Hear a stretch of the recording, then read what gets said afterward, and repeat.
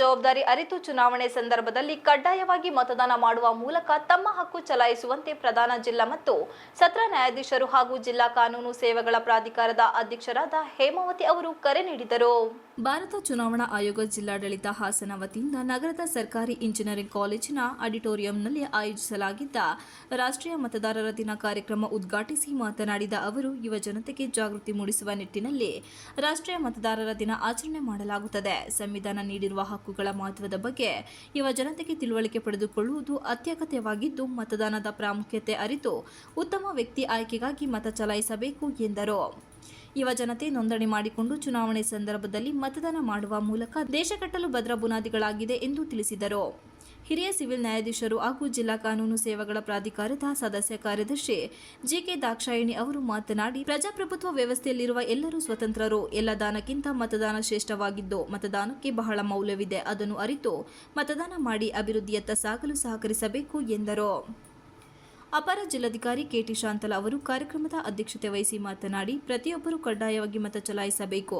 ಜವಾಬ್ದಾರಿಯುತವಾಗಿ ಉತ್ತಮ ವ್ಯಕ್ತಿಯನ್ನು ಆಯ್ಕೆ ಮಾಡಬೇಕು. ಯುವ ಜನತೆಯಲ್ಲಿ ಜಾಗೃತಿ ಮೂಡಿಸುವ ಮೂಲಕ ಉದ್ದೇಶದಿಂದ ಕಳೆದ 15 ವರ್ಷಗಳಿಂದ ರಾಷ್ಟ್ರೀಯ ಮತದಾನದ ದಿನ ಆಚರಣೆ ಮಾಡಲಾಗುತ್ತಿದೆ. ಮತದಾನದ ಬಗ್ಗೆ ತಿಳುವಳಿಕೆ ಪಡೆದುಕೊಂಡು ನ್ಯಾಯಯುತವಾಗಿ ಮತದಾನ ಮಾಡಬೇಕು ಎಂದು ಸಲಹೆ ನೀಡಿದರು. ಸರ್ಕಾರಿ ಇಂಜಿನಿಯರಿಂಗ್ ಕಾಲೇಜಿನ ಪ್ರಾಂಶುಪಾಲರಾದ ಗಿರೀಶ್ ಅವರು ಮಾತನಾಡಿ, ಯಾವುದೇ ಜಾತಿ, ಮತ, ಪಂಥ ಎಂದು ನೋಡದೆ ದೇಶವನ್ನು ಅಭಿವೃದ್ಧಿ ಪಥದತ್ತ ಕೊಂಡೊಯ್ಯುವುದು ನಮ್ಮೆಲ್ಲರ ಆದ್ಯ ಕರ್ತವ್ಯವಾಗಿದೆ. ಈ ನಿಟ್ಟಿನಲ್ಲಿ ಉತ್ತಮ ವ್ಯಕ್ತಿ ಆಯ್ಕೆಗಾಗಿ ಮತದಾನ ಮಾಡಿ ಎಂದು ತಿಳಿಸಿದರು.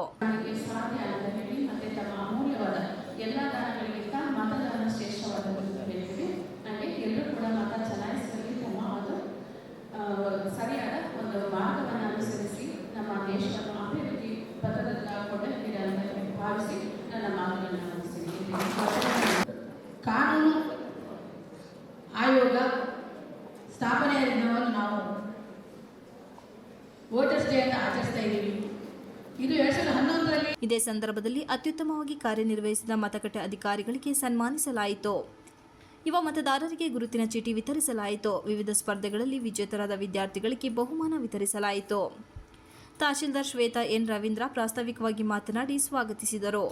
ಶಾಲಾ ಶಿಕ್ಷಣ ಇಲಾಖೆ ಉಪನಿರ್ದೇಶಕರಾದ ಚಂದ್ರಶೇಖರ್, ಜಿಲ್ಲಾ ವಾರ್ತಾಧಿಕಾರಿ ಮೀನಾಕ್ಷಮ್ಮ ಮತ್ತಿತರರು ಉಪಸ್ಥಿತರಿದ್ದರು. Srinivas, TV 46 Malenadu news, Hassan.